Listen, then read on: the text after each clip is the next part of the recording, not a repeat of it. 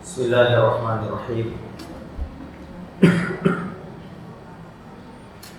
Assalamualaikum warahmatullahi wabarakatuh. Waalaikumsalam warahmatullahi wabarakatuh. Innal hamdalillah nahmaduhu wa nasta'inuhu wa na'udzu billahi min shururi anfusina wa min sayyiati a'malina.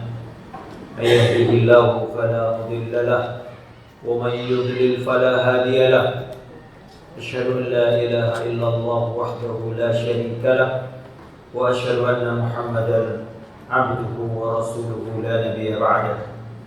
Ya ayyuhalladzina amanu ittaqullaha haqqa tuqatih wa la tamutunna illa wa antum muslimun. Ya ayyuhan nasu ittaqu rabbakum alladzi khalaqakum min nafsin wahidah wa khalaqa minha zawjaha وبث منهما رجالا كثيرا ونساء واتقوا الله الذي تساءلون به والأرحام إن الله كان عليكم رقيبا يا أيها الذين آمنوا اتقوا الله وقولوا قولا سديدا يصلح لكم أعمالكم ويغفر لكم ذنوبكم ومن يطع الله ورسوله فقد فاز فوزا عظيما أما بعد فإن أصدق الحديث كتاب الله وخير الهدى هدى محمد صلى الله عليه وسلم وشر الأمور محدثاتها وكل محدثة بدعة وكل بدعة ضلالة وكل ضلالة في النار. Bapak-bapak, ibu-ibu, hadirin dan hadirat jamaah Majelis Ta'lim Baitur Rahim yang dirahmati Allah Subhanahu wa taala. Alhamdulillah pada hari ini tanggal 2 atau 3 Dzulqa'dah, dan ini berarti kita sudah memasuki kembali bulan haram, Ibu ya. Dzulqa'dah, Dzulhijjah, Muharram, Rajab adalah di antara bulan-bulan haram yang Allah Ta'ala agungkan dan muliakan. Karenanya Ibu, ini adalah salah satu bulan di mana kita memuliakannya karena Allah Ta'ala mengagungkan bulan-bulan haram ini. Nah, pada kesempatan ini setelah kita absen selama 2 bulan karena adanya bulan Ramadan, kemudian ada Idul Fitri, maka kita akan kembali lanjutkan pembahasan kita di kitab yang penuh manfaat, kitab Al-Kabair yang dikarang oleh Imam Al-Zahabi rahimahullahu taala, di mana beliau mengumpulkan daftar dosa-dosa besar yang wajib bagi kita untuk menjauhi dan meninggalkannya. Baik, dosa besar selanjutnya ada perbedaan beberapa buku menyangkut urutannya ya. Saya minta maaf kalau misalnya berbeda urutannya. Ya, Al-Kabiratu Al-Khamisatu, dosa besar yang kelima. Yang keempat kemarin tarikus sholat, yaitu meninggalkan sholat. Ya, sekarang kita atau tarkus sholat. Yang kelima adalah man'uz zakah. Ya, tidak atau enggan mengeluarkan zakat. Ini termasuk dosa besar. Namun memang ibu-ibu ada khilaf ulama seperti kemarin meninggalkan sholat. Ya, mereka sepakat kalau syahadat ini membatalkan Islam kita. Namun mereka khilaf 4 rukun Islam yang tersisa. Apakah meninggalkan salah satunya mengeluarkan dari Islam? Ada khilaf ulama. Ada yang mengatakan salat, seperti kemarin kita bahas. Jadi salat, meninggalkan salat. Ya, kemarin kesimpulan kita adalah bahwasanya yang dimaksud kufur ketika meninggalkan salat adalah pendapat yang kami pilih ya, wallahu a'lam, adalah meninggalkan sholat secara total. Ya, dia meyakini kewajiban sholat, tapi total dia tidak pernah sholat. Jangan sholat oleh waktu, ya, sholat Jumat aja enggak. Jangan sholat Jumat, sholat Id aja enggak. Nah ini wallahu alam, kami lebih condong kepada pendapat ini, bahwasanya inilah yang menyebabkan kepada kekufuran. Ya, adapun meninggalkannya karena malas sekali-kali. Mungkin dia tidak sholat subuh tapi dia sholat zuhur, asar. Kita katakan ini dosa yang sangat besar. Namun wallahu alam belum sampai mengeluarkannya dari Islam. Nah, kemudian berbeda lagi, ada yang mengatakan sholat dan zakat. salat dan zakat. Kenapa? Karena Allah Ta'ala seringkali menggandengkan salat dan zakat. Wa aqimus salata wa atuz zakata warka'u ma'ar rakiin.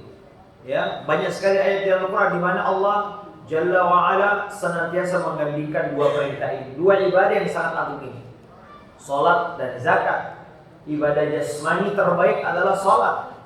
Ibadah harta terbaik, ya, ada ibadah jasmani, ada ibadah harta. Dan ibadah harta terbaik diantaranya adalah zakat. Ada juga yang mengatakan berkurban, ya.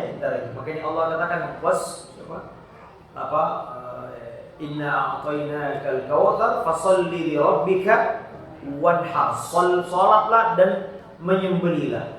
Allah gandengkan antara salat dan menyembelih, kata para ulama, karena ini dua ibadah yang agung. Salat adalah ibadah jasmani terbaik dan menyembelih adalah ibadah maliyah atau ibadah harta terbaik. Namun ini ya, wallahu a'lam, Ibu, kami lebih condong pendapat bahwasanya ya hanya salat yang meninggalkan total yang menyebabkan kekufuran.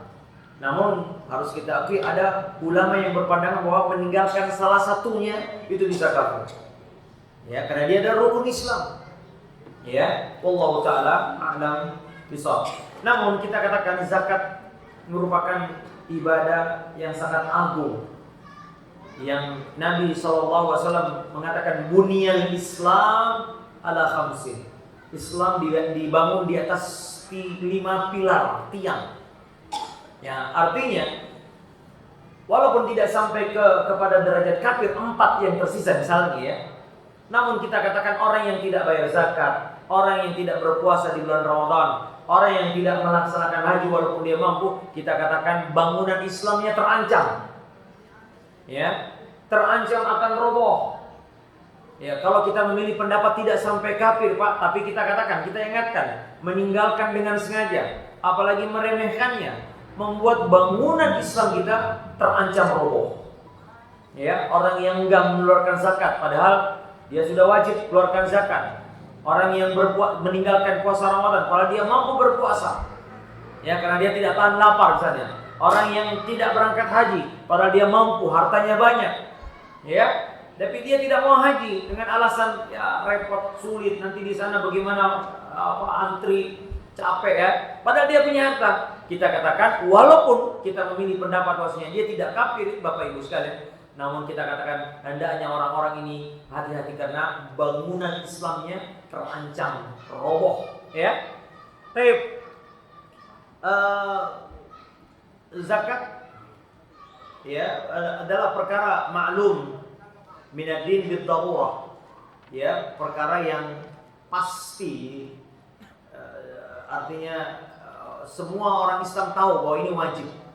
Ini perkara yang daruriyah, yang wajib diketahui oleh setiap orang Islam. Makanya barang siapa yang mengingkari kewajibannya dengan bahwasanya zakat itu tidak wajib, dia kafir. Kalau dia tidak mengingkari kewajibannya, hanya enggan saja, ya tidak sampai kafir.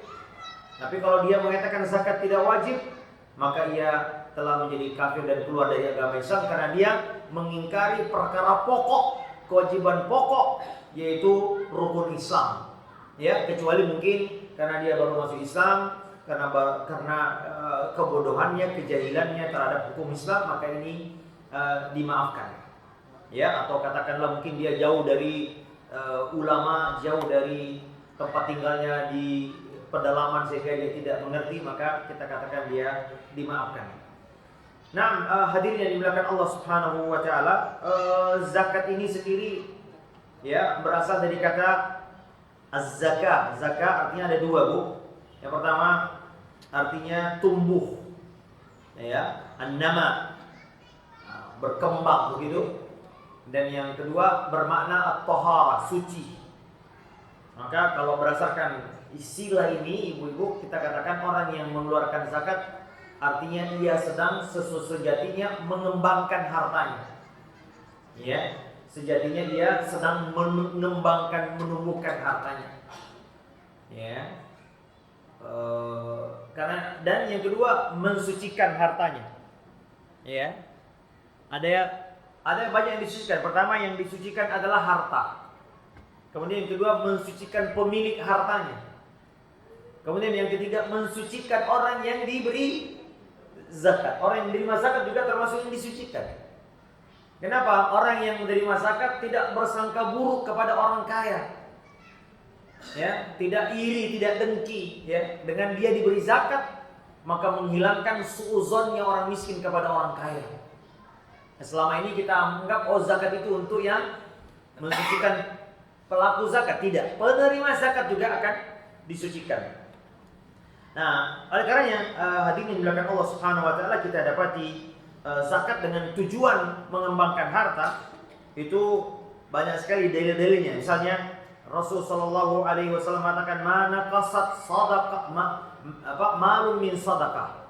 Tidak akan berkurang harta yang disedekahkan. Ini dalam hadis yang sahih. Tidak akan berkurang harta mana qasamalun min sadaqah. Tidak berkurang harta yang disedekahkan. Ini janji, ya, jaminan dari Rasul kita yang mulia. Siapa yang bersedekah, dan kita katakan sedekah ada dua, ada sedekah wajib dan ada sedekah sunnah. Sedekah wajib ya zakat. Karena di dalam Al-Quran Allah Tabaraka wa Ta'ala juga menggunakan istilah sedekah untuk yang wajib ini, yaitu zakat. Innamas sadaqatu lil fuqara, surah At-Taubah ayat 60. Sesungguhnya sedekah itu untuk 8 golongan kata Allah. Innamas sadaqatu lil fuqara wal masakin wal amilin wal mu'allafatikum dan seterusnya. Yang dimaksud sedekah adalah apa? Zakat. Nah, kalau kita perhatikan ibu-ibu, bapak sekalian, ya ini jaminan dari Allah Azza wa Jalla bahwasanya orang yang bersedekah gak bakal rugi. Tapi dia sedang mengembangkan hartanya.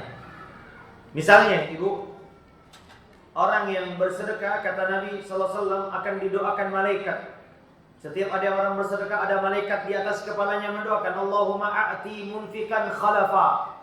Ya Allah, berilah ganti orang yang bersedekah dengan ganti yang lebih baik. Wa ma anfaqtum min syai'in fa huwa yukhlifu. Kata Allah Azza Jalla, apa yang kau nafkahkan, maka dialah Allah yang menggantinya. Allahu Akbar. Ya, ini janji Allah Azza Jalla. Dan Allah Tabaraka wa Ta'ala menggantinya dengan kelipatan yang Masya Allah. Kata Allah Azza Jalla, Masalul ladzina yunfiquna amwalahum kamathali habbatin ambatat sab'a sanabila fi kulli sumbulatin mi'atu habbah wallahu yudha'ifu liman yasha. Perumpamaan orang yang berinfak kata Allah seperti orang yang menanam satu biji. Kemudian satu biji ini tumbuh menjadi satu pohon yang ada 7 cabang. Kemudian satu cabang ini membuahkan 100 buah. Satu biji menjadikan 700 buah, 700 kali lipat. Sebuah investasi yang luar biasa. Punya modal 1 juta kali 700 berapa? 700 juta kepada. Berapa persen itu kelipatannya? Orang sebesar-besarnya untung dalam berusaha mungkin 50% modal. Ini 700%. Itulah berinfak, ya. Nah, kemudian juga dalam hadis yang lain Nabi SAW mengatakan, jika ada orang yang bersedekah, Allah menerima dengan tangan kanannya. Lalu Allah mengembangkannya sebagaimana seorang merawat seekor kuda, dari satu kuda menjadi berlembah-lembah kuda. Lihat, Allah Ta'ala menerima sedekah kita dengan tangan, lalu Allah mengembangkan harta itu, memperbanyaknya, menggantikannya. Ini ya. Kemudian juga jemaah, ada yang mengatakan juga makna tidak berkurang itu artinya berkahnya bertambah. Bisa jadi mungkin nominalnya berkurang, tapi ada keberkahan. Misalnya orang yang bersedekah ini bertambah dekat dengan Allah Azza wa Jalla. Atau mungkin dia dipalingkan dari musibah. Ya, ini penjelasan ulama tentang makna harta tidak berkurang. Walaupun nominalnya berkurang, tapi keberkahannya bertambah. Minimal kita katakan orang yang bersedekah memiliki hati yang lapang, tenang. Ya, dia membahagiakan orang, dia akan bahagia. Ada kaidah orang Arab mengatakan faqidu syai' la yu'ti. Orang yang tidak punya sesuatu tidak bisa memberi. Maka orang yang memberi sesuatu artinya dia sedang mendatangkan sesuatu yang dia berikan, membahagiakan orang lain, maka dia sebetulnya sedang bahagia. Kenapa dia membahagiakan orang lain? Nah, jadi bisa jadi itu. Atau kata para ulama menjelaskan tidak berkurang harta yang disedekahkan, maknanya bahwasanya Allah merubah hartanya menjadi pelindung dari musibah. Orang yang tadinya nggak bersedekah, harusnya dia sakit loh. Yang kalau dia sakit bisa ratusan juta. Ya. Jadi mungkin dia tidak bertambah hartanya, tapi Allah jaga dia dari musibah. Apalagi masalah sakit bu ya. Saya kemarin haji, umroh, ada jamaah kami ibu, tiba-tiba kena serangan jantung. Nah itu gratis pak. Jadi dikasih cincin di bypass ya. Ya di ring ya istilahnya. Itu 2 minggu di rumah sakit di Mekah. Ya sebelum pulang dia cerita ke saya, Ustaz, saya kalau di Indonesia ini sudah ratusan juta, di sini gratis. Coba lihat, Masya Allah. Coba lihat, Allah Ta'ala selama ini kita sehat-sehat semua. Coba kalau kita sakit-sakitan, tiap bulan ke dokter, berapa yang kita biaya? Maka bisa jadi kata para ulama itu yang dimaksud dengan tidak berkurang hartamu karena sedekah. Ya, jadi sedekah sama sekali tidak akan mengurangi harta kita. Itu janji Rasulullah Sallallahu Alaihi Wasallam. Baik, hadirin dimuliakan Allah Subhanahu Wa Taala. Ya inilah zakat ya. Nah, zakat memiliki keutamaan yang sangat agung. Tadi saya sebutkan sering dikaitkan dengan ibadah sholat. Ini menunjukkan kita tahu sholat adalah ibadah terbaik, maka diikutkannya dengan zakat. Makanya Abu Bakar Siddiq radhiyallahu taala an ketika memerangi orang yang tidak mengeluarkan zakat, ya, beliau mengatakan, demi Allah, saya akan memerangi orang yang memisahkan antara sholat dan zakat. Ya. Wallahi la uqatilanna man farraqa baina as-shalah waz zakah. Ya, ada orang yang mau salat tapi enggak mau zakat. Maka Abu Bakar As-Siddiq radhiyallahu taala ketika dia berdiri khalifah di antara kaum muslimin yang membangkang adalah mereka membangkang untuk mengeluarkan zakatnya ke Baitul Muslimin, Baitul Mal kaum muslimin. Maka Abu Bakar memerangi.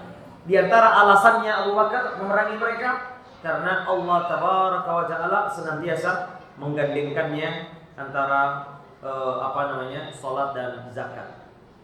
Ya, kemudian juga ikhwan, ya, zakat tadi termasuk rukun Islam yang kelima ya.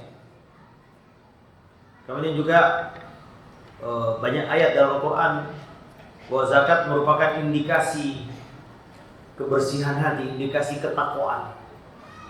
Ya.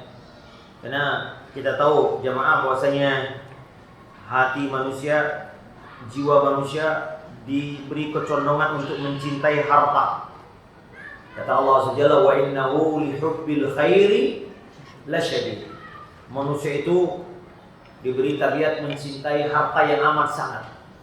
Ya, wa tuhibbunal mala hubban jamma. Kata Allah, kalian mencintai harta dengan kecintaan yang amat sangat.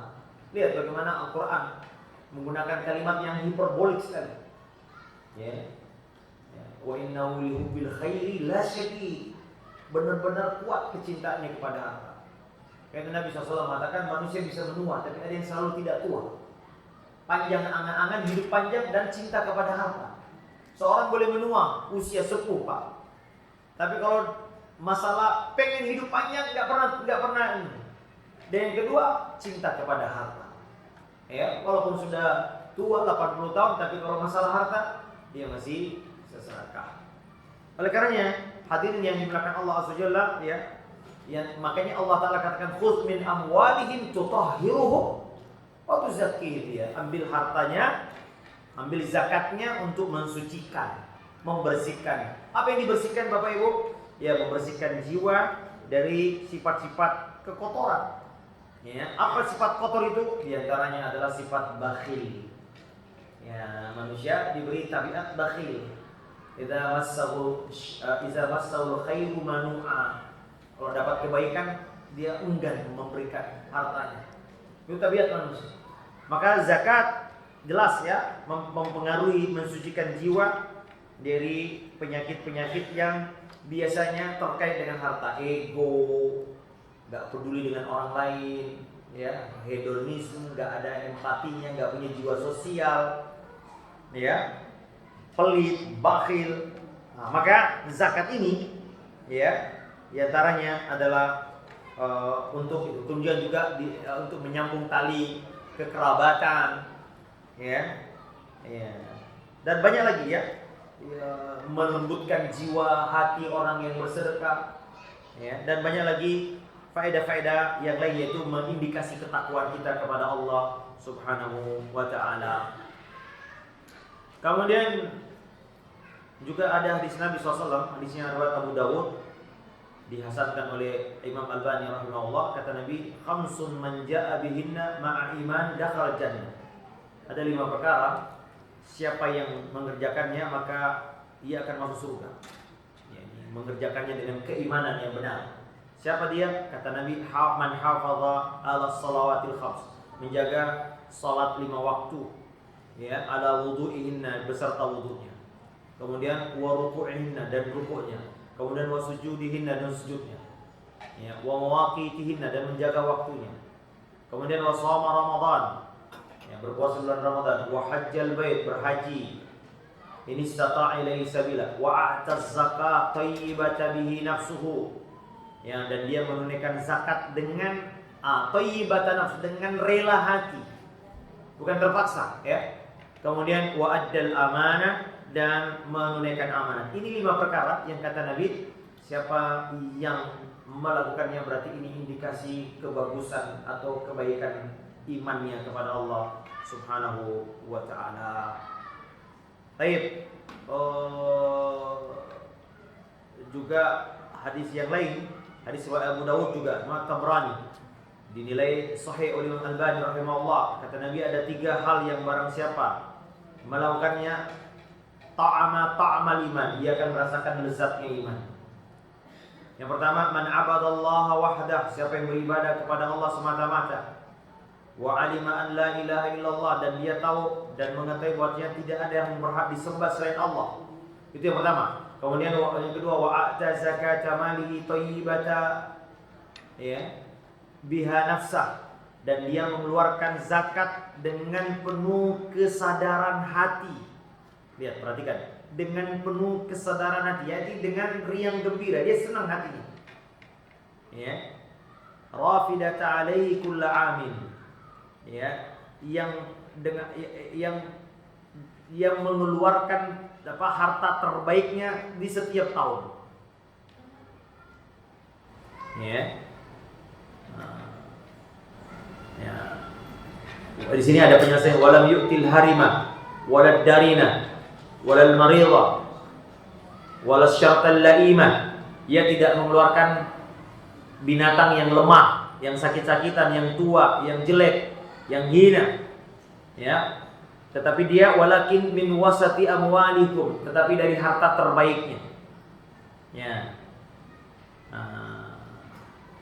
Kemudian yang ketiga adalah ia tidak memerintahkan untuk menafkahkan harta yang terjelek di antara kalian. Ini 3 ya, ikhwah, yang menunjukkan bahwasanya siapa yang mengerjakannya maka ia merasakan kelezatan. Perhatikan, Nabi SAW mengatakan ia mengeluarkan zakat dengan kerelaan hati.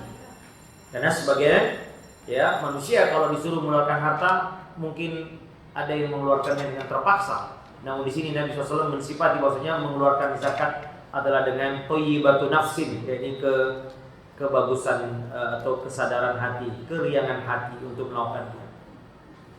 Baik, hadirin yang dimuliakan Allah, kita bacakan di sini apa saja dari dalil yang digunakan oleh Imam Az-Zahabi rahimahullah. Yang pertama,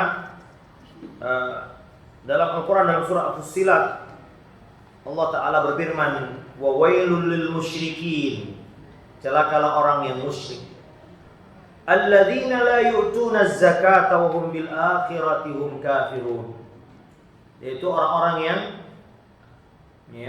tidak mengeluarkan zakatnya dan mereka kafir terhadap hari akhirat. Coba perhatikan ibu-ibu, yang tidak mengeluarkan zakat, kata Allah al-musyrikin, orang-orang musyrik.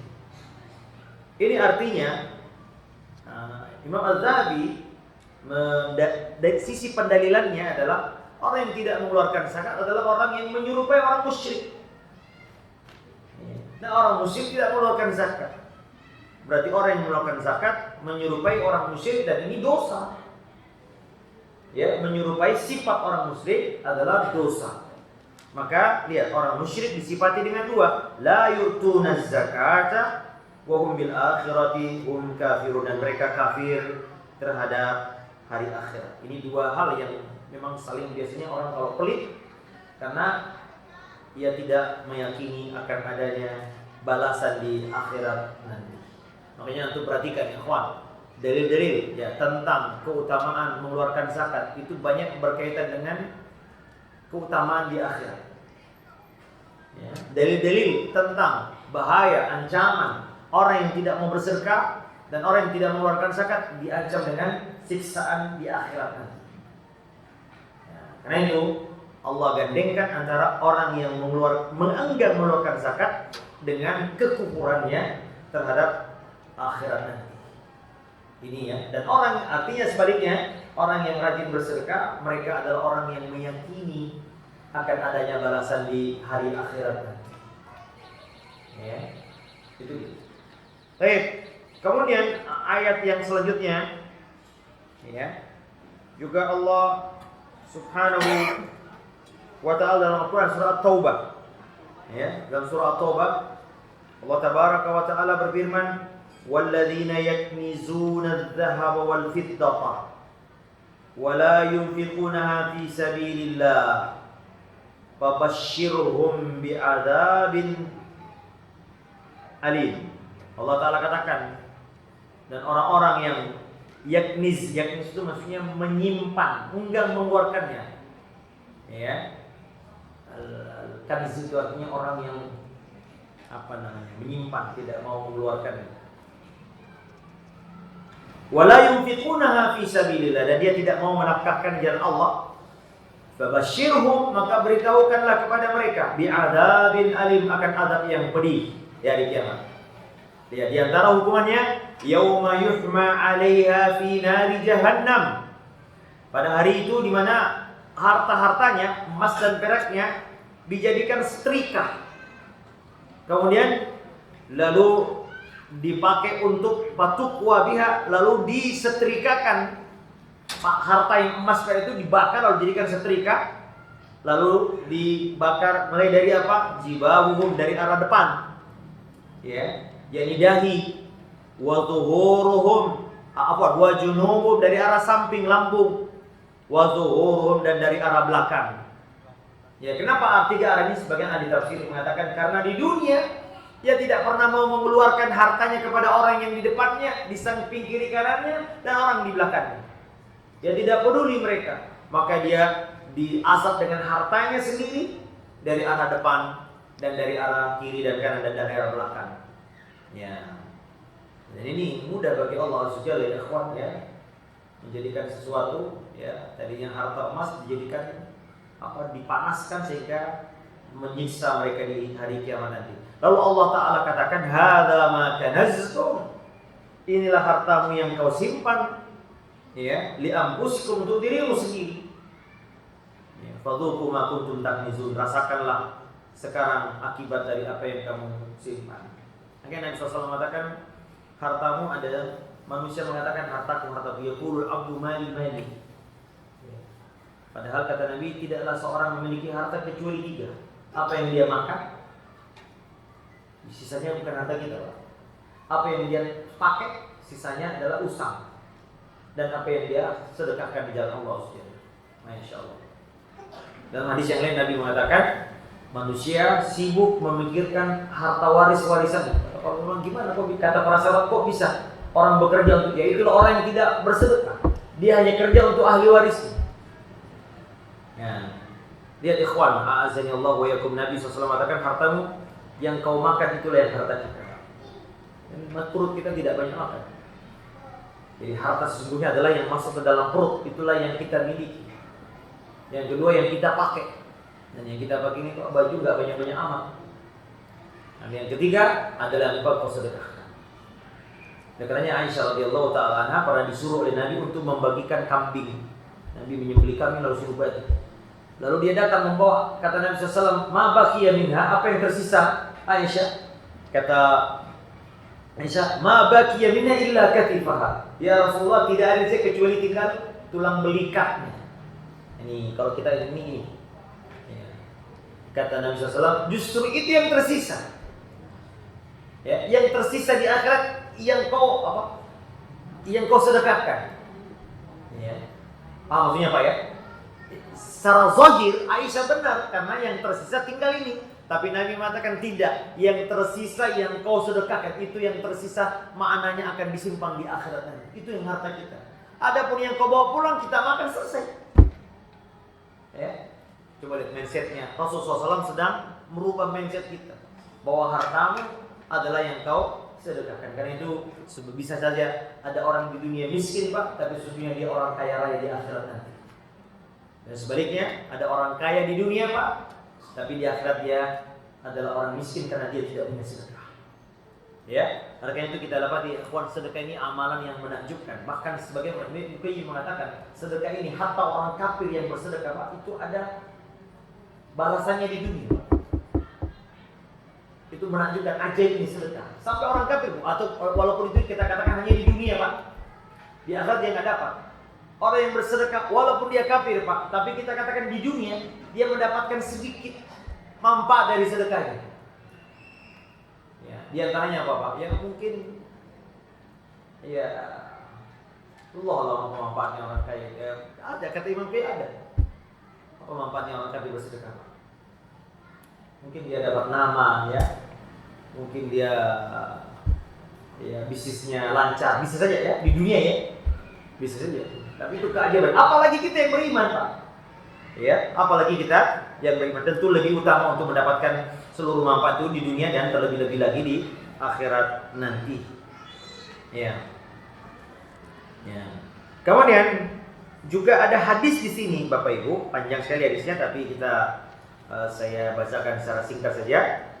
Ya, ini hadisnya sebetulnya dari onta, kambing, ya, tidaklah pemilik onta lalu ia tidak mengeluarkan, tidaklah pemilik sapi tidak mengeluarkan.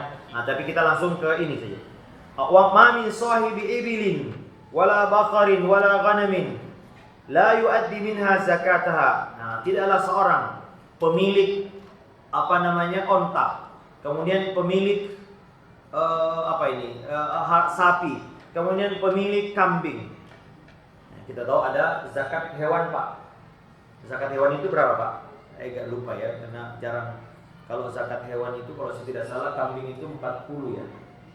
40 sampai 120 itu satu kambing. Jadi kalau ada orang yang baru 39 belum wajib zakat. Kalau saya tidak salah ya. Kita tidak sedang membahas ini zakat. Coba kita lihat ya. Zakat ternak. Kalau sapi beda lagi. Sapi saya agak lupa Pak ya. Pokoknya ada hitung-hitungannya. Kalau yang saya ingat kambing 40 sampai kelipatan 40 sampai 120. Jadi kalau 70 satu. Kalau 41 tetap satu kambing. Nah, onta juga seperti itu ada hitung-hitungannya. Ya. Jadi setiap kelipatan angka berapa dan itu syariat yang menentukan Pak. Maka dia harus mengeluarkan satu dari hewan itu. Dan ada anjuran dari Nabi SAW kepada penagih zakat, jangan ambil ternak terbaik. Ya. Masya Allah lihat ya. Jangan ambil ternak terbaik yang bunting, yang paling bagus jangan. Ya. Sebaliknya orang yang berzakat kalau bisa mengeluarkan harta terbaik, nah itu. Kita yang ambil zakat kata Nabi ambil yang pertengahan, jangan yang jelek tapi juga jangan yang bagus-bagus. Alhamdulillah coba. Nah,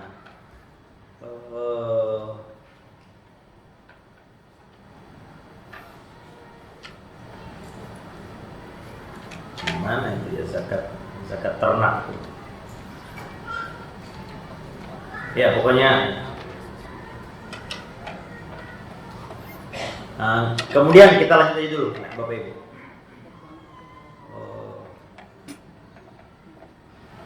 Kecuali kata Nabi SAW, lihat, illa butihalaha yaumal qiyamah. Jadi orang yang tidak mengeluarkan zakat ini akan ditelentangkan Di hari kiamat di atas sebuah tanah lapang. Ya. Kemudian hewan-hewan ternaknya akan menanduk dengan tanduknya dan menginjak dengan kakinya. Ya. Dari yang kecil sampai yang besar, dari yang onta besar sampai onta kecil. Terus menerus begitu. Kalau sudah selesai balik lagi begitu. Allahu Akbar. Jadi sama dengan ayat yang kita baca, Pak. Harta kita akan menjadi bumerang bagi kita di hari kiamat. Allah akan jadikan harta itu untuk dijadikan Allah untuk menyiksa pemilik hartanya, untuk menghinakan. Saya dulu hartamu. Jadi kambing-kambing itu menanduknya dan menginjak-injak pemilik harta itu. Apakah sapi ataukah kambing atau onta, dari kambing yang pertama, kambing yang paling besar sampai yang paling kecil, itu bolak-balik, Pak, sampai selesai lagi datang lagi.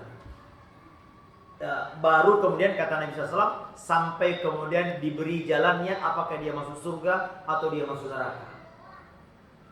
Ya, sebelum diputuskan, Pak, ini lagi menunggu pengadilan, dia sudah disiksa.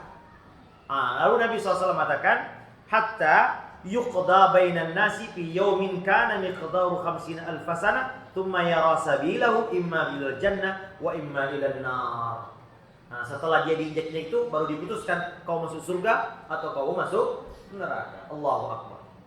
Nah, dalam hadis yang lain juga Nabi Shallallahu Alaihi Wasallam mengatakan semua orang yang di sini disebutkan yang tidak mengeluarkan hartanya akan datang dalam bentuk syuja'an aqra lahu zabibatani yutawwiquhu yaumal qiyamah.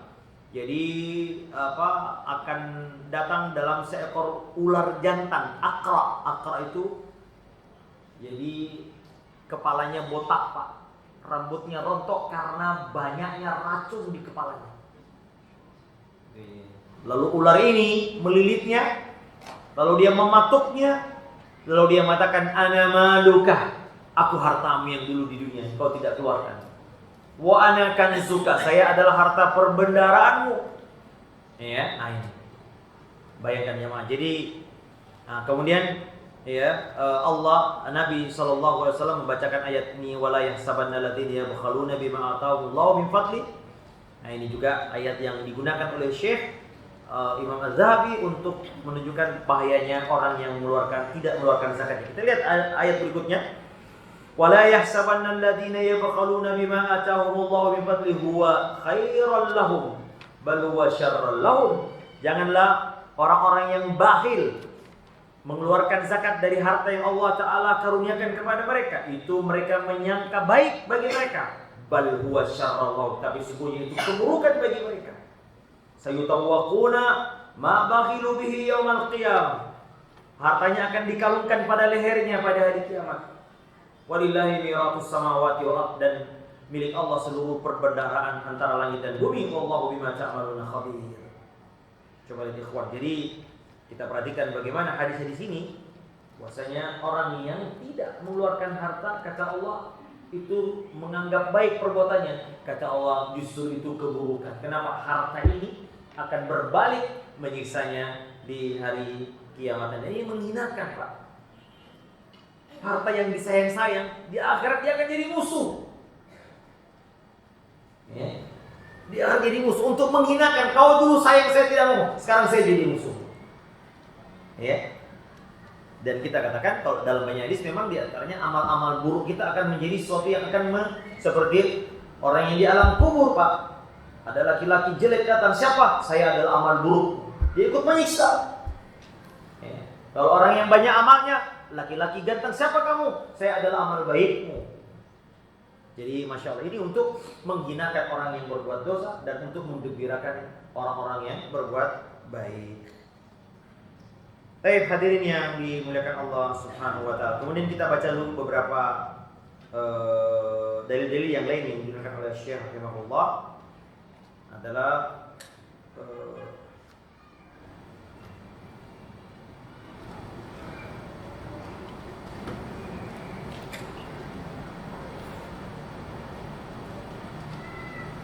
dari ini ada beberapa hadis yang tadi hampir mirip-mirip, Pak.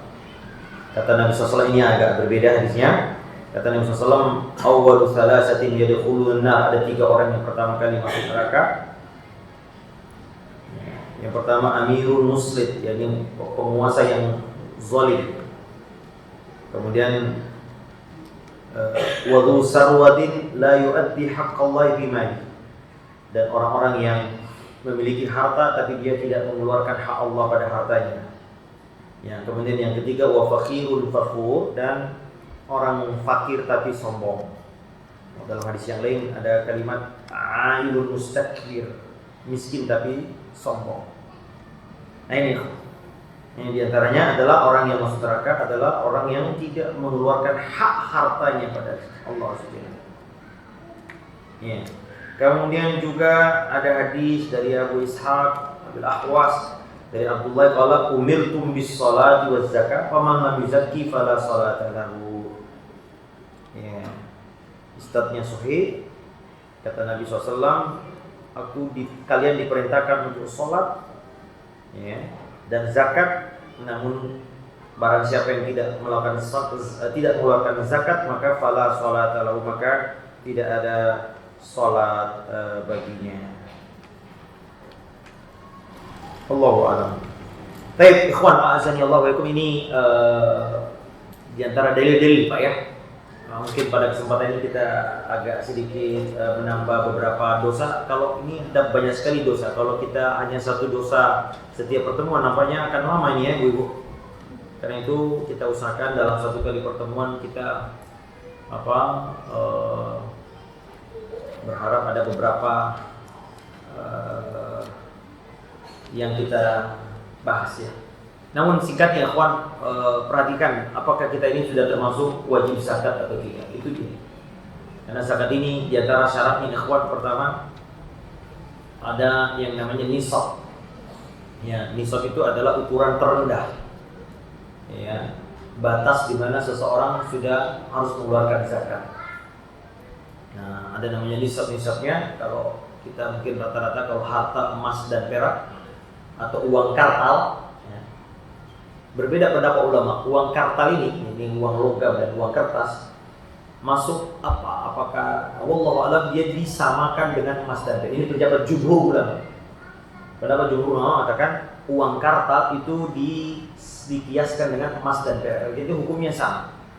Maka kalau hukumnya sama, maka Nabi SAW menyebutkan bahwasanya zakatnya dinar adalah 20 dinar dikeluarkan 1/20 atau 2,5%. 20 dinar itu dinar emas murni ya, 1 dinar emas murni adalah 4,5 gram. 4,5 dikali 20 berapa Pak? Ya sekitar 85 gram emas murni. Ya, emas murni. 85 gram emas, kalau emas murni saya tidak tahu berapa emas sekarang. 1 juta ya Bu, emas murni Bu. Ya, kalau kita katakanlah 1 juta kali 80 berarti 85 juta. Kalau sudah mencapai 85 juta berarti harta kita sudah masuk nisab. Maka kita menunggu 1 tahun dia ada di tangan kita. Ya, misalnya dan itu tahunnya adalah tahun Hijriah. Kalau Bapak Ibu punya tabungan di deposito 85 gram 85 juta atau katakanlah 100 juta, kita lompongin ya, 100 juta. Dan harus dicatat. Jadi pas dia mencapai nisab catat Pak.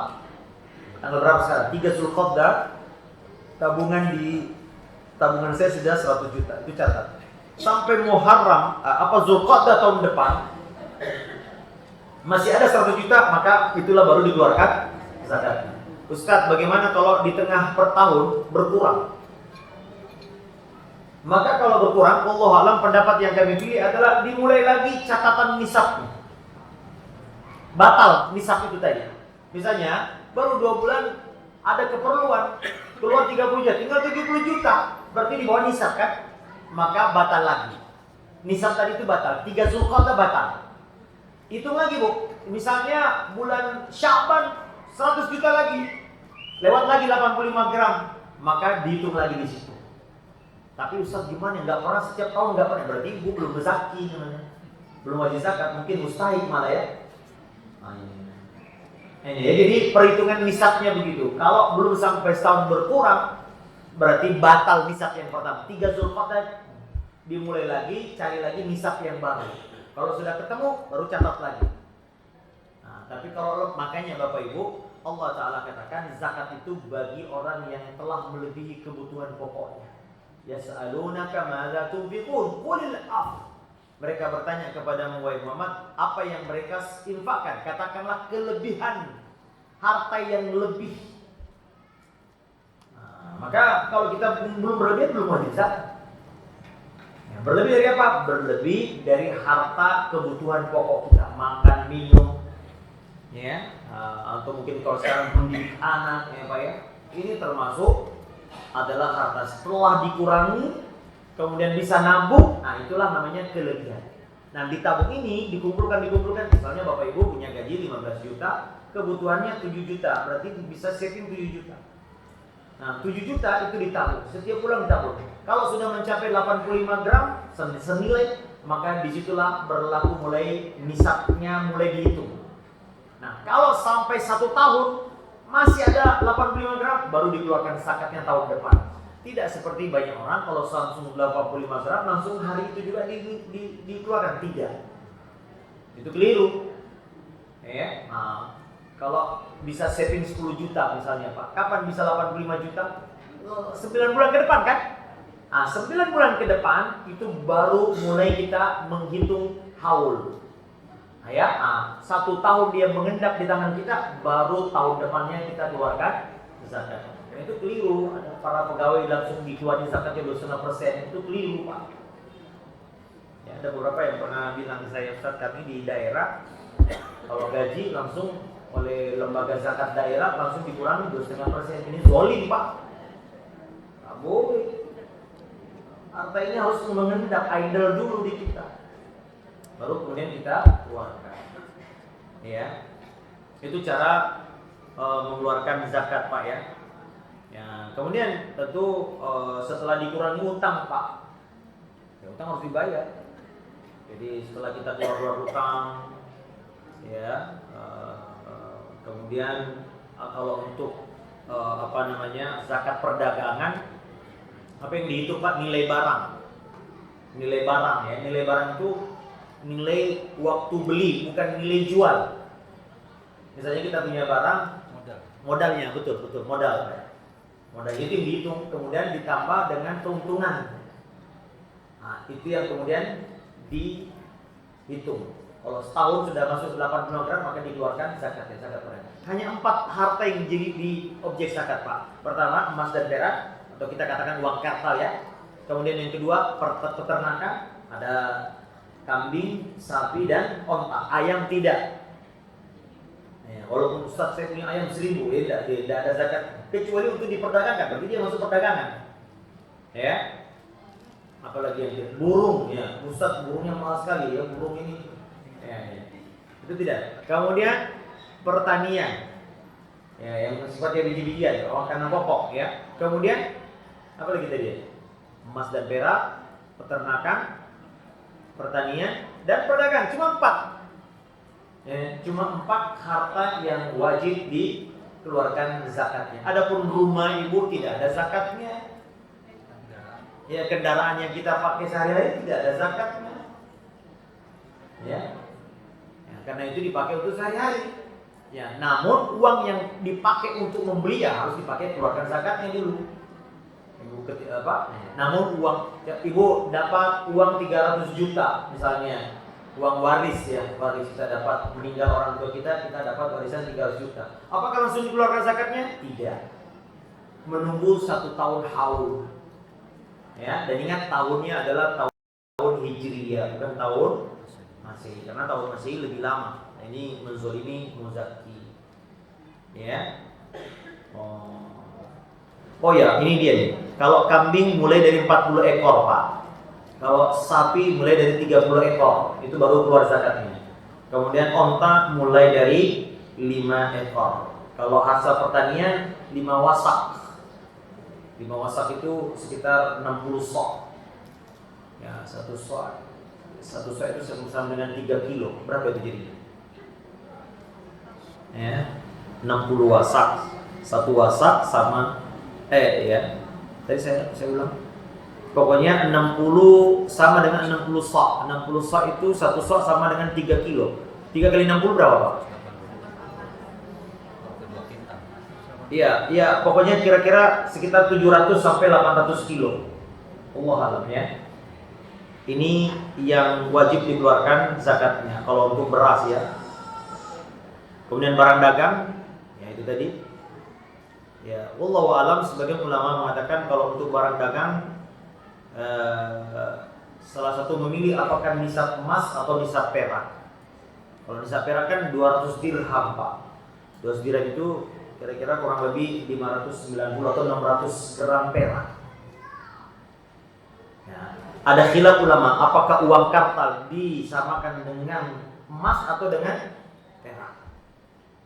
Dari sisi kebutuhan masyarakat lebih ini adalah perak. Kenapa? Karena lebih cepat keluar. Kalau emas nunggu 85 gram lama. Wallahu alam, Anda lebih condong kepada emas. Wallahu alam, Anda namun sebagian ulama mengatakan perak. Ya, kalau perak, Pak, Bu, berapa perak sekarang, Bu? 40.000 kali 600 gram. Kali 600 berapa? Jangan-jangan cuma 20 juta udah keluar zakat kita, Pak. Wallahu a'lam ya. Namun nanti emas lihat nampaknya lebih condong kita ke sana ya.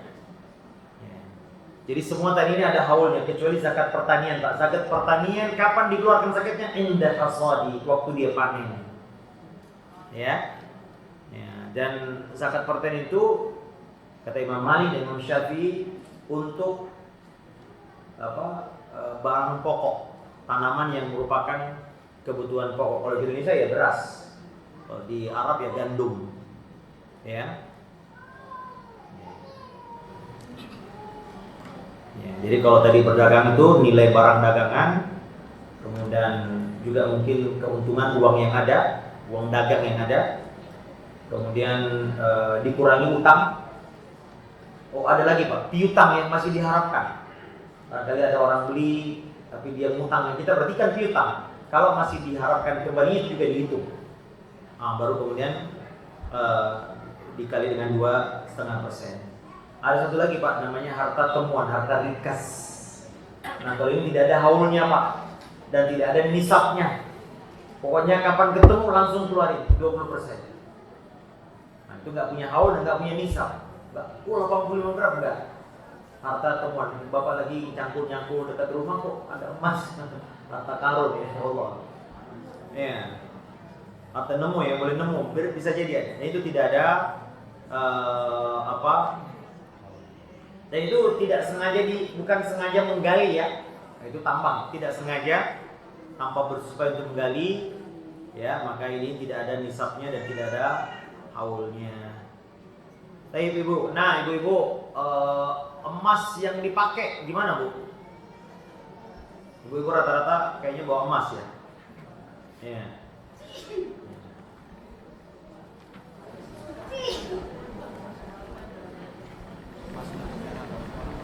Nah, Ibu-ibu, adapun zakat pada perhiasan. Ya, ini ada beberapa. Ya, ada perhiasan selain emas dan ada perhiasan emas dan perak. Jumhur ulama mengatakan tidak ada zakat dalam perhiasan emas. Ya, kata Nabi, laisa fi al-hulli zakatun, tidak ada zakat dalam perhiasan. Ya. Namun yang tepat di sini ada yang mengatakan mauquf sampai sahabat, ini sahabat Jabir radhiyallahu taala anhu. Ya, namun pendapat yang Jabir mengatakan emas wajib dizakati ketika mencapai baik berupa perhiasan yang dikenakan, yang sekedar disimpan untuk dipakai ketika kita ingin ada dua pendapat Bapak Ibu. Apakah emas Ibu simpan itu? Wallahu alam. Kami lebih condong pendapat Ibu wajib zakat kalau mencapai nisab dan haul. Tapi rasa-rasanya Bu, kalau perhiasan ada yang sampai 85 gram nggak Bu? Ada. Orang kaya dong Bu semua Ibu di sini ya. Habis kalau sakit suami suka ajak ke toko emas Ustaz ya, bukan ke puskesmas. Nah Ibu, wallahu alam, ini yang lebih hati-hati Ibu. Wallahu alam. Sekali lagi ya, ada khilaf ulama. Ada yang mengatakan tidak ada zakat berdasarkan hadis tadi. Namun di sini diskritisi. Ada yang mengatakan yang di sini mauquf. Artinya tidak sampai kepada Nabi, yang sampai pada sahabat Jabir. Wallahu a'lam Ibu. Untuk hati-hatinya, ini pendapat yang hati-hati dan terlepas dari khilaf jadinya ya. Khuruj dan khilaf aula. Kata orang keluar dari presiden itu lebih utama. Maka sebaiknya dikeluarkan zakatnya setiap tahun, setiap mencapai haulnya, yakni 1 tahun Hijriah, dan selama mencapai nisabnya yaitu 85 gram. Ya Bu ya? Nah, makanya jangan kebanyakan Bu, emas perhiasan hanya cukup 2 gram, 3 gram. Nah, ya. Kenapa Bu? 3 gram kan sekedar ada kuning-kuningnya udah cukup Bu. Iya. Iya. Selain emas gimana Ustaz? Wah ini lebih mahal. Sapir, apalagi batu-batu mulia Bu ya, mutiara. Wallahu a'lam Ibu, karena untuk menetapkan harus butuh dalil, dan sepakat ulama tidak ada dalil tentang selain emas dan perak. Ya, tidak ada dalilnya. Ya. Kecuali jika itu untuk diniatkan untuk dagang. Maka akan terkena zakat jika dia telah memenuhi haul dan nisabnya. Ya. Bagaimana kalau cincinnya, emasnya bercampur dengan perhiasan jenis lain seperti mutiara, ya, sapir dan lain? Maka Ibu kalau bisa dipisah tanpa merusak cincin tersebut, maka yang kena zakat adalah perhiasan emasnya. Ya, namun jika tidak bisa dipisah karena khawatir merusak, ya maka diperkirakan saja berapa kadarnya dan dikeluarkan dari zakat emas tersebut. Jadi bukan dari tadi itu. Baik Ibu, kita lanjut ke dosa yang ke-6 ya, nggak apa-apa ya, biar agak cepat Bu ya. Ini tidak kalah pentingnya adalah al-kabiratus sadisatu adalah uququl walidaini. Durhaka kepada kedua orang tua. Ya.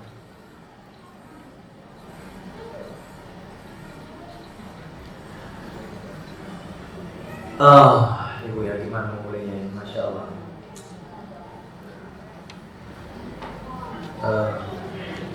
Ini dosa yang sangat berat sekali ya.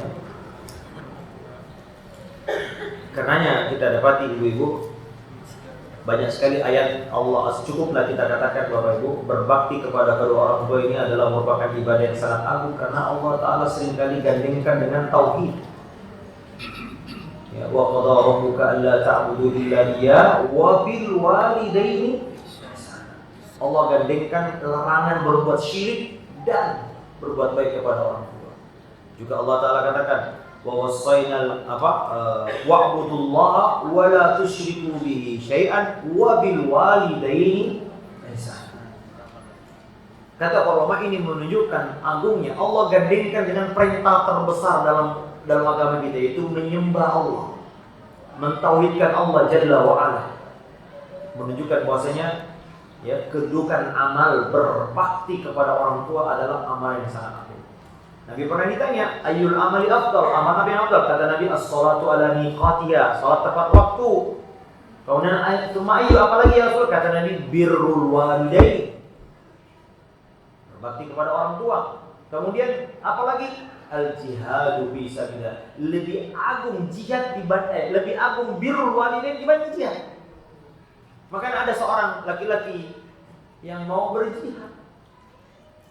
Ditanya oleh orang tua, oleh Nabi, ahayyun walidak? Apakah orang tua masih hidup? Na'am, masih. Kata Nabi, irji', pulang, enggak usah berjihad. Fabihima fajahid, berjihadlah dengan kedua orang tua. Ada laki-laki mau hijrah, tapi ketika dia mau hijrah, ya Rasulullah, ibu saya nangis karena saya mau hijrah. Kata Nabi SAW, pulang, kembali ke rumahmu, jangan berhijrah. Bikin fa'adhikahuma, bikin keduanya tersenyum sebagaimana engkau telah membuatnya menangis tadi. Padahal hijrah Pak, amalan agung Pak. Hijrah amalan yang besar. Tapi Nabi SAW melarang laki-laki berhijrah karena ia telah menyusahkan hati orang tua, Jihad juga amalan yang besar, amalan yang agung. Tapi ketika Nabi SAW melihat laki-laki ini ada kewajibannya untuk merawat orang tuanya, kata Nabi, kembali, jangan pergi berjihad. Berjihadlah dengan orang tua. Maknanya berbaktilah kepada kedua orang tuamu. Baik, kita lihat dalil-dalil yang digunakan oleh Syekh. Karena itu Bapak Ibu, ini saya kira disepakati oleh setiap manusia dimanapun berada, bahwasanya orang yang kurang ajar dengan orang tuanya pasti adalah secara nurani semua orang mengingkari.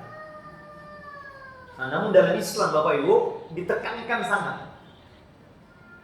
Jadilah di antara kenapa Islam menjadi agama akhir zaman, karena dia menjawab semua problema zaman. Sekarang ini banyak orang tua ditaruh di panti jompo.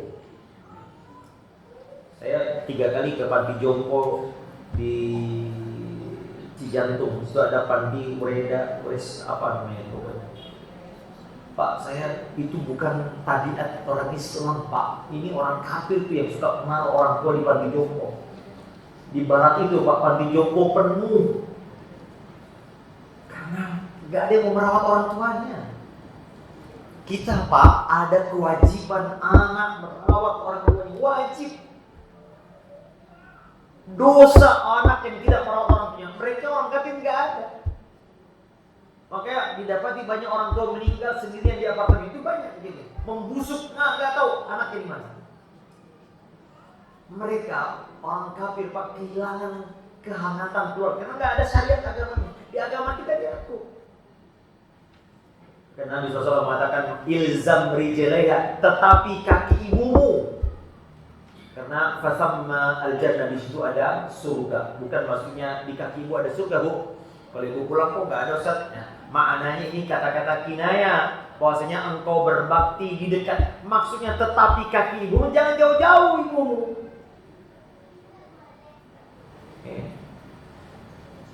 Di dalam Al-Quran Bapak Ibu ini disebutkan oleh Syekh di sini ada ayat yang mungkin sering kita dengar ya. Dalam surah Al-Isra Allah Ta'ala katakan wa qada rabbuka alla ta'budu illa iyyahu wa bil walidayni ihsana. Allah Ta'ala memerintahkan Rabbmu agar engkau tidak menyembah selain Allah, dan hendaklah wabil wali. Lihat perkataan ihsana di sini.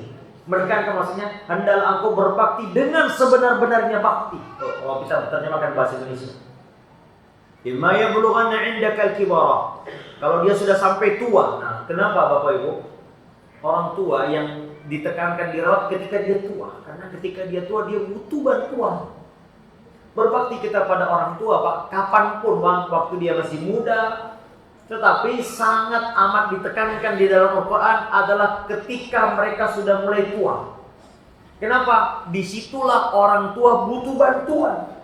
Tapi justru sekarang kita lihat orang tua disia-siain waktu tua. Saya kaget kata ketua pantinya itu, kepala pantinya, Ustaz, ini orang tua ini banyak dititip oleh anaknya yang masih ada. Ya betul-betul kayak orang barat sekarang. Loh, kenapa Pak dititip? Ya alasannya dua-duanya bekerja di rumah sendiri. Kalau di sini katanya ada yang rawat, ada yang ini.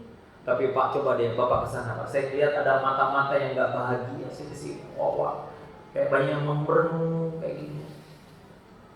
Dan tahu nggak Pak, di sana tuh diajarin joget dan dangdutan, diajarin ini. Ini gimana mau husnul khotimah orang tua kita diajarin joget? Saya tahu karena waktu kita datang, terus katanya Pak, ini penghuni panti mau ngasih hiburan. Apa hiburannya? Joget-jogetan. Bagi sebagian orang lucu-lucu katanya. Saya bisa bilang Pak, ini salah. Ini orang tua harus dicari, diajarkan bagaimana husnul khotimah. Tapi apa dia bilang? Ustaz, sulit sekali. Ini orang tua itu Pak, kalau waktu kecil dia menyanyiakan hidayah, waktu besar hatinya tidak mau diajak untuk taat kepada Allah. Jadi bahayanya kita waktu muda menyanyiakan. Ibn Qayyim mengatakan bisa jadi orang tua hatinya mengkhianatinya di waktu tua. Ya. Nah, di sini ada kalimat, kalau orang tuamu tua di sisimu, indaka, sebagian ulama tafsir mengatakan ini menunjukkan bahwasanya orang tua harus dirawat di sekitar kita. Ini. Bahkan ibu lihat nih, Allah Ta'ala sebutkan fala taqul lahuma uff. Jangan kau berkata uff. Itu kata para ulama adalah kalimat tidak sopan yang paling rendah derajatnya. Kalau itu saja tidak boleh, apalagi yang lebih kasar. Uff itu adalah kalimat yang diucapkan orang ketika merasa tidak suka. Atau tapi ini yang paling lembut. Kalau di Indonesia jadi saya nggak tahu nih. Apakah? Tapi saya artikan bahwasanya kata ulama uff itu adalah kalimat yang ditunjukkan oleh orang Arab kalau dia tidak suka, tapi ini yang paling lembut. Itu aja nggak boleh. Ya. Apalagi menatap tajam. Ya, sebagian salah Pak itu siapa? Usama bin Zaid kalau saya tidak salah. Karena ibunya minta mau makan pucuk kurma, itu katanya enak tuh pucuknya, jantung kurma. Nah jantung kurma tidak bisa dibeli, tidak bisa dimakan kecuali menempang kurmanya karena dipucuk. Dan harganya satu batang kurma 1.000 dirham. Orang mengatakan kenapa kau lakukan ini wahai Usama? Dia bilang saya khawatir membuat ibuku kecewa. Sebagian salaf juga mengatakan ada sahabat yang kalau ibunya makan dia nggak mau makan di sampingnya. Kenapa? Saya khawatir ibuku ingin makan sesuatu, dia ingin makan tiba-tiba tanganku lebih cepat dari dia dan dia kecewa. Kita duluan makan malah dia. Saking adabnya dia berdiri nunggu ibunya makan. Kenapa? Dia khawatir kalau dia ikut makan, ibunya ingin mengambil sesuatu lebih cepat tangannya. Seperti yang banyak dilakukan anak-anak sekarang. Maka ikhwah azanillahu wa yakum, hati-hati ya. Ya durhaka orang tua ini masya Allah Pak. Di antara bentuk-bentuk durhaka kepada orang tua Pak. Ya. Apa? Sekarang ini menitip anak kepada orang tua. Maaf ya Bu. Ya. Kita orang tua ngerawat kita udah capek-capek, giliran tua dititip lagi anak. Mati titip ya. Kesian. Ya. Orang tua sudah tua pengen istirahat, masih jadi titipin cucu ya. Anak orang tua sih pasti mau ya Bu dititipin. Ya, cuman ya kitanya harus tahu diri. Ya. Saya masih melihat banyak orang kakek-kakek nganterin cucunya ke sekolah. Saya kan juga nganter sekolah. Ketemu di sana Pak, nunggu bisa Pak cucu Pak Ustaz. Oh, bapak ibunya mana kerja katanya. Ya kalau dia senang sih tidak ada masalah, tapi hati-hati ikhwan. Yang sampai ini ya. Di antaranya bapak ibu juga membuat orang tua sedih, membuat baik dengan ucapan, perbuatan atau hal yang mungkin membuat orang tua kita itu sedih memikirkan karena ada ucapan perbuatan kita. Ya.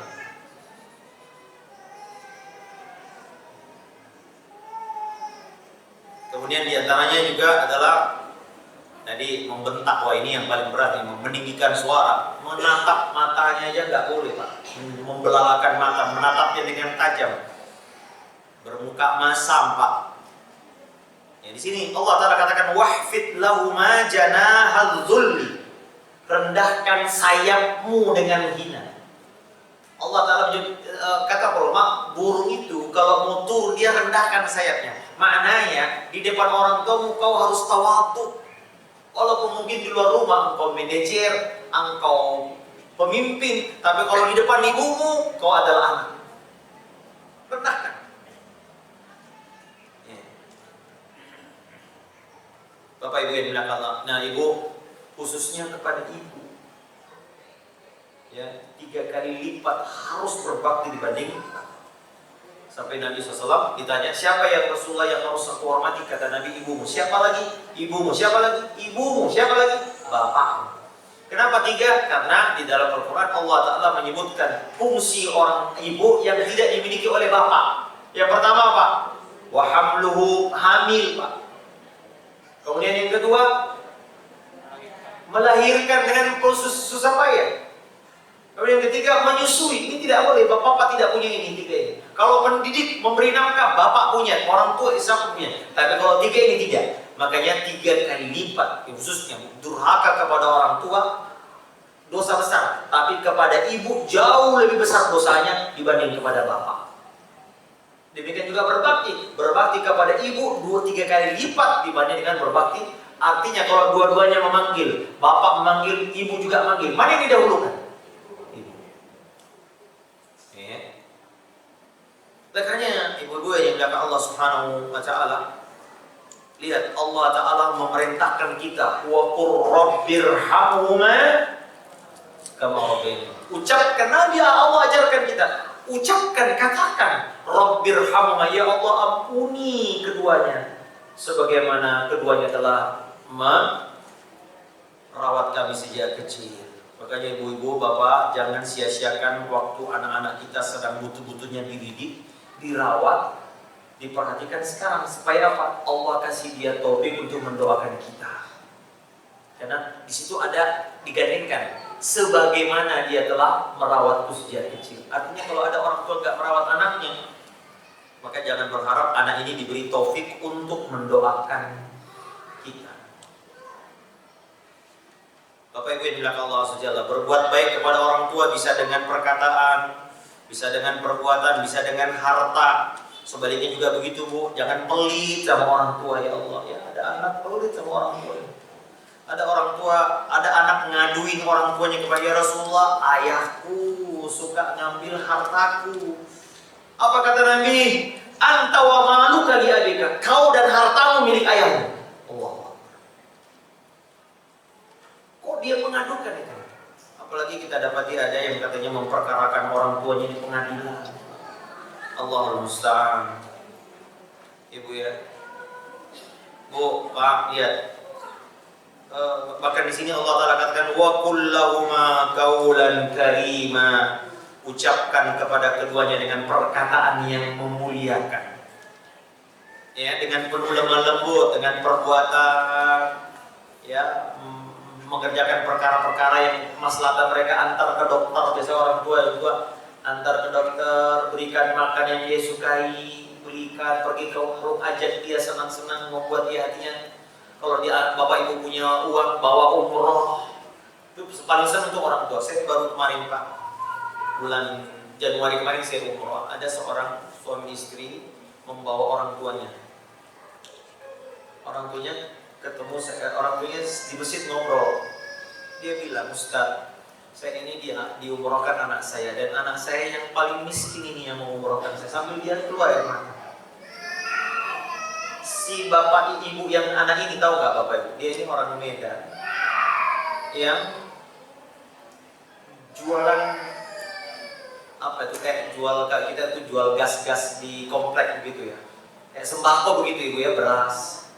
Waktu dia bilang mau umrohkan, saya datang ke rumahnya, Ustaz, saya sedih. Nah, gak usah lah dulu kau umrohkan bapak. Sampai sofa, kursi tamu aja gak ada katanya.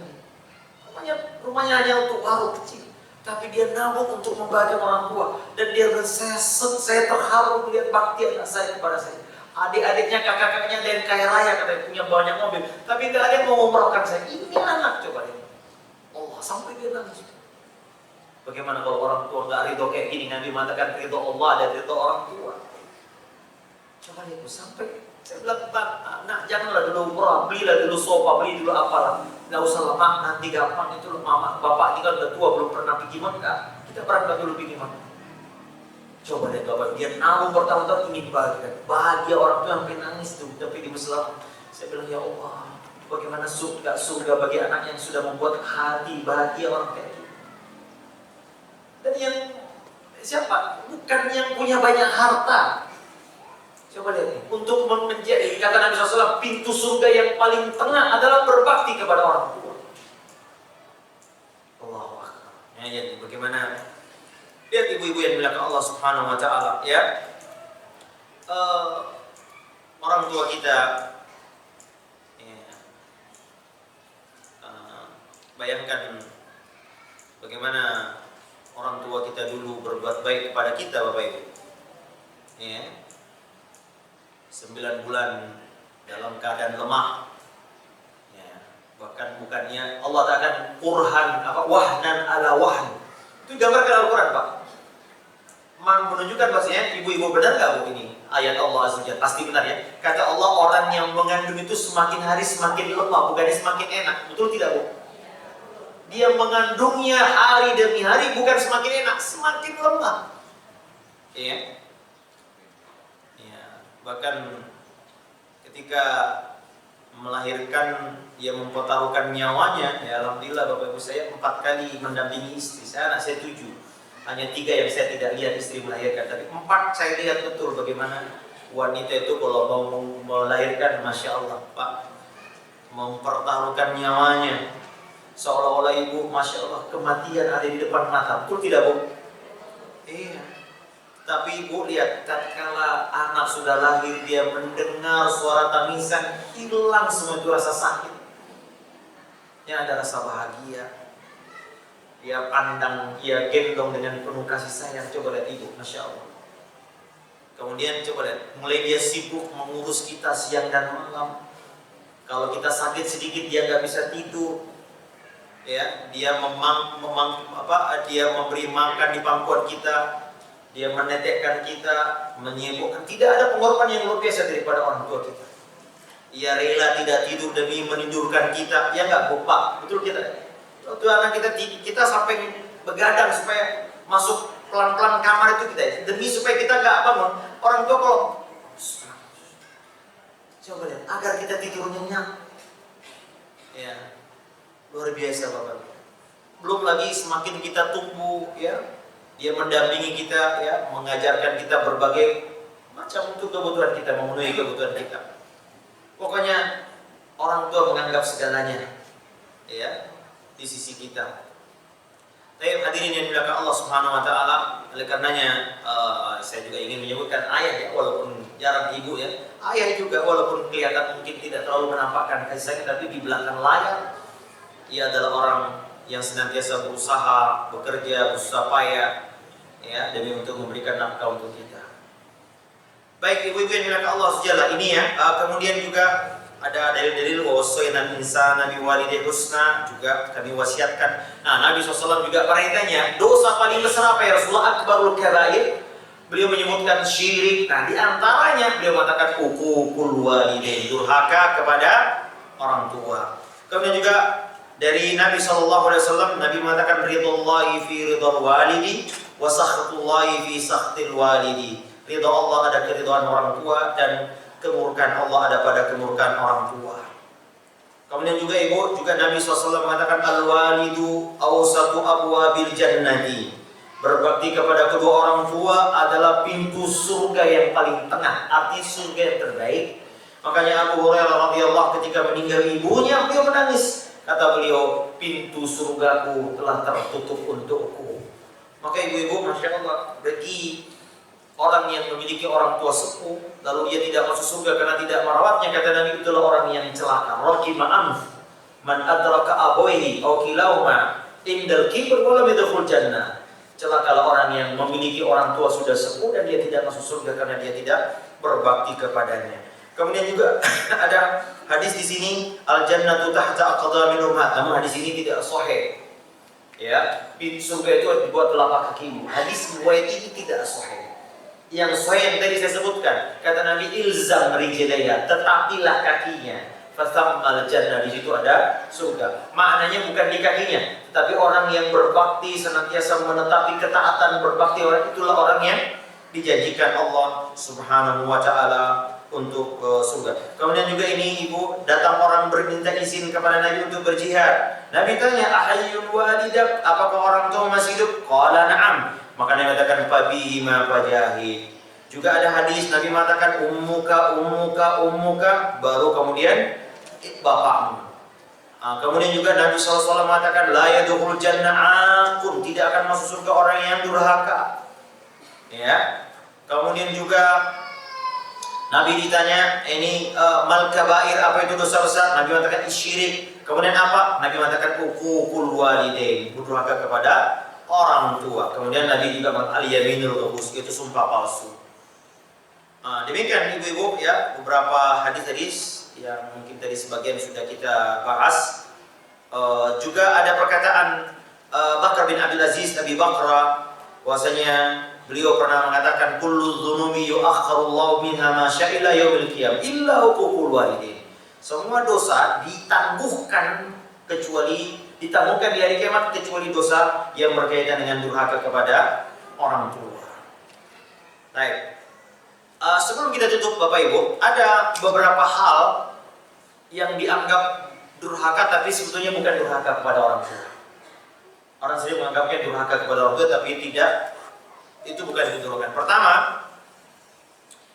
ketika diperintahkan untuk maksiat, ya, dan kita tidak taat, ini bukan kedurhakaan karena kata Nabi la ta'ata li makhluqin fi ma'siyatil khaliq. Tidak ada ketaatan kepada makhluk untuk misalnya ibu bapak kita disuruh meninggalkan jilbab, itu tidak boleh taat. Waduh, kamu nggak taat sama orang tua. Atau kita disuruh melakukan hal-hal yang menyelisih as-sunnah. Saya tadi malam ada yang telepon ke saya, Ustaz, gimana ya orang tua mau bikin acara apa begitu ya? Adalah ya sementara ya pokoknya ada, kita nggak usah sebut ya, yang itu menyelisih sunnah. Sampai dia perdengarkan, dia kasih lihat chatnya, udahlah, kamu bukan anak saya kalau nggak boleh, masa selamatan doang nggak boleh. Dia sudah berapa malam, gimana Ustaz? Apakah saya durhaka? Kayaknya nanti saya bilang itu bukan durhaka kalau menyelisih Al-Quran dan As-Sunnah. Ya. Saya sering ada orang tua mengeluh, Ustaz, anak saya sekarang jenggotan, saya suruh cukur nggak mau. Ya. Ini juga nggak boleh. Ini bukan durhaka. Ini bukan kedurhakaan karena kita ada kaidah mengatakan ketaatan dalam perkara yang ma'ruf. Ya, walaupun tetap kita berbuat baik karena Allah katakan wa in jahadaka ala an tusyrika bi ma laysa laka bi fala tuti'huma wa sahibuhuma fid dunya ma'rufa. Kalau dia mengajakmu kepada kesyirikan, jangan ikuti. Ya. Kemudian juga diantara yang bukan adalah fanatik membela keluarga. Apa namanya itu, fanatik kekeluargaan. Ya, kita membela orang tua kita kalau itu kebaikan, tapi kalau keburukan tidak boleh kita mentang-mentang orang tua terus kita bela bisa-bisa walaupun dia salah. Ya. Maka ini juga tidak boleh. Makanya ibu lihat anaknya Ibnu Salul, orang munafik yang ketika terbukti di dalam perang Tabuk dia mengolok-olok Rasulullah SAW, sehingga ketika mau sampai di Madinah, anaknya Abdullah bin Ubay bin Salul datang, ya Rasulullah, izinkan kalau engkau memerintahkan membunuh, sayalah yang berhak membunuh ayahku. Ya, karena ada celaan, dia mencela orang. Allah akan menurunkan ayat tentang ini dalam perang Tabuk. Maka tidak boleh membela. Ya, ini kadang-kadang kita ta'assub, namanya ta'assub, fanatisme berdasarkan keluarga. Ini tidak boleh. Dan ini bukan durhaka kepada orang tua. Kemudian juga diantaranya bersaksi yang memberatkan orang tua. Ketika anak menjadi saksi atas tuduhan yaitu kan orang tuanya, wajib jujur, nggak boleh berdusta palsu untuk meringankan orang tua. Ini nggak boleh. Kata Allah, ya ayyuhalladzina amanu kunu qawwamina bil qisti syuhada'a lillah. Jadilah engkau penegak keadilan dengan menjadi saksi yang benar di sisi Allah Subhanahu wa taala. Kemudian juga tidak taat kepada istri, kepada orang tua kalau menceraikan istri. Apakah suami ibu wajib menceraikan istrinya kalau orang tuanya bilang ceraiin aja istrimu? Nah, ini butuh rincian. Ya, jika orang tua punya hujjah yang benar dan orang tuanya orang soleh, dulu juga Nabi Ibrahim alaihissalam memerintahkan Ismail untuk menceraikan istrinya. Tapi itu Nabi Ibrahim, orang tua kita bukan Nabi. Nah, namun dilihat, kalau alasan untuk memerintahkannya bercerai adalah alasan yang dibenarkan syariat, maka boleh. Namun kalau tidak ada alasan, hanya karena alasan pribadi, mama kayaknya nggak cocok dia sama istrimu. Ya, kerjanya berdandan aja di depan kalian, memang berdandan gitu.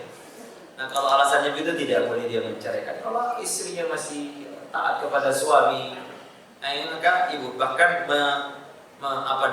takhbib itu tidak boleh dalam Islam, memisahkan suami istri itu ada larangan dalam agama kita. Kemudian juga ibu, nah ini tidak taat kepada orang tua dalam memilih calon. Kemarin juga tuh ada ke pesantren itu, ada orang tua bawa anaknya. Nih Ustaz, anak saya nggak mau diatur sama saya.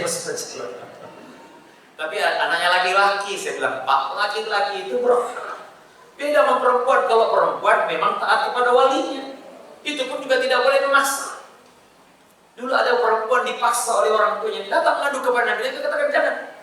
Akhirnya perempuan mengatakan, ya Rasulullah, nggak apa-apa, saya cuma ingin orang tahu bahwasanya seorang perempuan tidak boleh dipaksa oleh orang tua yang dalam masalah ini. Tidak boleh. Itu bukan durhaka kalau ada anak, ya. Tapi juga ini perlu rincian.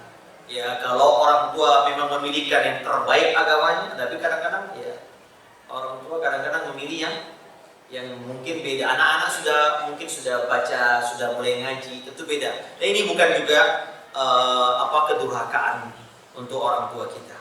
Baik Bapak Ibu, ini semoga Allah Subhanahu wa taala memberikan kita taufik untuk bisa merawat orang tua kita. Dan Bapak Ibu juga, saya juga berdoa, kita juga berdoa semoga kita dikaruniakan oleh Allah segala anak-anak yang bisa berbakti kepada kita. Makanya di antara doa orang yang memiliki anak, apa doanya Bu? Kalau kita datang ada orang baru melahirkan, apa itu? Ya, waruzikta birrahu, semoga engkau diberi karunia baktinya nanti setelah dia dewasa. Barakallahu bil mauhub, ya, semoga Allah berkahi anak yang lahir. Dan di antara doanya, semoga menjadi dikaruniakan baktinya kepada di waktu tua.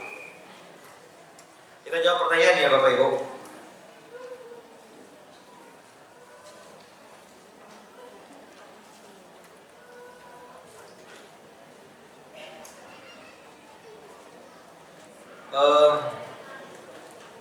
Saya punya apartemen untuk disewakan, apakah ada zakatnya? Nah, kalau rumah itu dibeli, diingatkan untuk disewakan, maka yang dikeluarkan zakatnya adalah nilai sewanya Ibu. Jadi kalau nilai sewanya 85 gram emas atau senilai dengan itu Ibu, lalu Ibu sudah mencapai haul baru dikeluarkan zakatnya. Ya. Jadi bukan dikeluarkan zakat dari nilai rumahnya, tidak. Rumahnya tidak dizakati.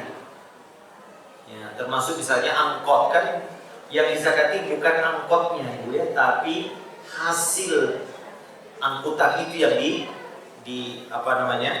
jadi alat yang digunakan untuk mencari nafkah ini tidak termasuk yang dikeluarkan zakatnya. Sama tadi Bu, sama dengan emas dan perak ya. Kalau sudah mencapai nisabnya, harga sewanya katakanlah Ibu mungkin 50 juta per tahun, dan berarti kalau 2 apartemen 100 juta. Nah, kalau 100 juta Ibu sudah pegang, catat kapan Ibu pegang. Nanti tahun Hijriah di tahun yang sama, 1 tahun, maka baru dikeluarkan zakatnya. Iya. Jika unit apartemen tidak disewakan ataupun digunakan, kalau tidak untuk disewakan, hanya untuk ditempati Ibu, maka ini tidak ada zakatnya. Wallahu ta'ala a'lam bishawab. Ustaz, apakah sama berbakti kepada orang tua dengan mertua? Tidak Ibu, ini. Seringkali orang Indonesia mengatakan orang tuamu mertua. Apa? Ada pertanyaan? Ya. Ini tidak benar, secara syariat beda lah Bu. Orang tua kandung beda dengan mertua. Walaupun Ibu, kita tetap harus berbuat baik kepada mertua karena anaknya kita nikahi. Sebagaimana juga mertua Ibu adalah orang tua dari suami. Tapi tentu hukum secara syariatnya berbeda ketaatannya. Ketaatan kepada orang tua lebih utama dibanding kepada mertua. Misalnya dua-duanya manggil orang tua kita yang lebih. Namun kalau Ibu sudah jadi istri, maka ketaatan kepada suami lebih utama dibanding kepada orang tua kita. Lebih didahulukan maksud saya. Ya Bu ya, jadi tidak sama kedudukannya. Namun seorang suami hendaknya menghormati orang tua istri, begitu juga kebalikannya.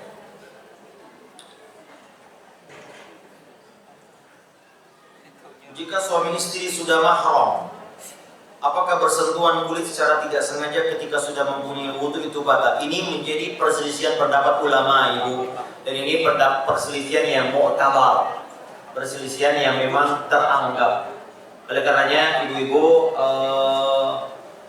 wallahu a'lam, hendaknya kita saling berlapang dada atas masalah ini ya. Sebagai ulama mengatakan bersentuhan walaupun suami istri bisa membatalkan wudu.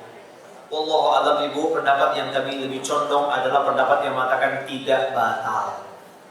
Karena ada riwayat Rasulullah SAW, kata Aisyah, pernah sholat, kemudian Aisyah memegang kakinya Nabi SAW, dan Nabi tidak membatalkan wudunya. Kemudian Nabi SAW kalau sujud menyingkirkan kakinya Aisyah, dan kakinya Aisyah berarti dia menyentuh kulit Aisyah, dan Nabi SAW tidak mengulangi wudunya. Dan ini pendapat yang kami lebih condong kepadanya, ya Bu ya. Dan ini menyulitkan memang ibu. Kalau setiap bersentuhan di kamar, aduh sentuh wudu lagi. Ya, jadi bahkan ada yang jadi candaan ya. Suaminya disuruh langsung lado digini-gini. Ini nggak boleh jadi bercanda. Ya. Bahkan selain suami istri pun juga ibu, kalau tidak ada syahwat, karena kalimat lamassumun nisa, yakni bersentuhan itu maknanya adalah hubungan suami istri. Nah, tapi kalau disertai dengan syahwat, nah ini yang bisa membatalkan. Nah ini kalau kita tawaf berat itu, kalau kita batal juga ini nggak selesai tawafnya. Ya. Sehingga sebagian orang, Ustaz saya mau berpindah mazhab. Kenapa? Saya mazhabnya batal. Ini gimana nih? Ya saya bilang ya berat nanti. Ya ibu, jadi wallahu alam saya lebih condong kepada pendapat tidak membatalkannya. Apalagi sentuhan kulitnya tidak sengaja. Ya, dan apalagi tidak ada hasrat syahwat di situ, dia tidak membatalkan. Ya. Ada lagi nggak? Sudah tinggal satu. Jadi perasaan ada bawa pertanyaan? Enggak ada. Hah? Tadi apa yang dibawa ibu? Oh, makanan. Ustaz, apa hukumnya selalu sholat subuh di luar waktu sholat sebangunnya? Kalau terus menerus ini dosa Pak. Ya, kalau tidak ada usaha. Dan ingat ibu, waktu subuh itu terbentang sejak fajar shadiq. Terbitnya fajar itu ketika ada cahaya putih di atas ufuk yang memanjang seperti ini. Nah, kalau fajar kadhib itu yang seperti kata Nabi, seperti ekor serigala ke atas ini, vertikal. Kalau di ufuk timur, alhamdulillah sekarang sudah ada jam. Ya, oke. Kapan berakhir waktu syuruk? Nah, kalau syuruk sekarang kurang lebih jam 6 ya Pak ya? Ada di sini ya? 5. Kalau lebih dari itu maka sholatnya tidak sah. Kalau sengaja ya, nanti aja itu. Tapi kalau tertidur, betul-betul tertidur, kata Nabi, manama, siapa yang tertidur atau lupa, maka hendaklah dia sholat ketika dia terbangun atau dia ingat. Ya, itu. Jadi kalau kita qadarullah, kita ibu-ibu capek banget, habis nikahin anak, salaman sama orang ribuan, capek, bangun jam 8, ya nggak apa-apa. Tapi bukan dijadikan kebiasaan. Kalau terus menerus ini orang yang lalai ibu. Ini diancam oleh Allah Azza wa Jalla. Fakhalafa min ba'dihim khalfun adaa'us shalah, menyia-nyiakan salat, bukan meninggalkan salat. Di antara makna menyia-nyiakan salat, fawailul lil musallin, celaka orang yang salat. Di antara maknanya kata para ulama seperti Imam Ibnu Katsir adalah orang yang menunda, mengakhirkan waktu salatnya dengan sengaja. Ini ada faktor kesengajaan. Kalau dia tidak berusaha untuk bangun, dia tidak bertekad untuk bangun di awal waktu, kalau dia mengikuti hawa nafsunya. Ada orang sudah dibangunkan, tapi dia nanti aja dulu, nanti aja masih lama. Ini tidak, ini termasuk yang terancam. Fawailul lil musallin. Tadi Nabi sebutkan amalan apa yang paling afdal? Kata Nabi, sholat di waktunya. Tapi kalau sekali-kali, Nabi pernah sholat matahari terbit ketika pulang dari peperangan, istirahat. Ini pulang dari perang capek, sampai semua orang tertidur Pak, nggak ada yang bangun. Sampai matahari yang membuat panas kaki mereka baru bangun. Bayangkan semua tertidur. Dan Nabi sekali itu aja Pak, kita tiap hari lah ini. Jangan jadikan itu harian ya. Baik, saya kira cukup Bapak Ibu, mudah-mudahan ada manfaatnya. sallallahu ala nabiyyina wa ala alihi wa sahbihi wa sallam, wa akhiru da'wana alhamdulillahi rabbil alamin. Subhanakallahumma bihamdika asyhadu an la ilaha illa anta astaghfiruka wa atubu ilaik. Wassalamu alaikum warahmatullahi wabarakatuh.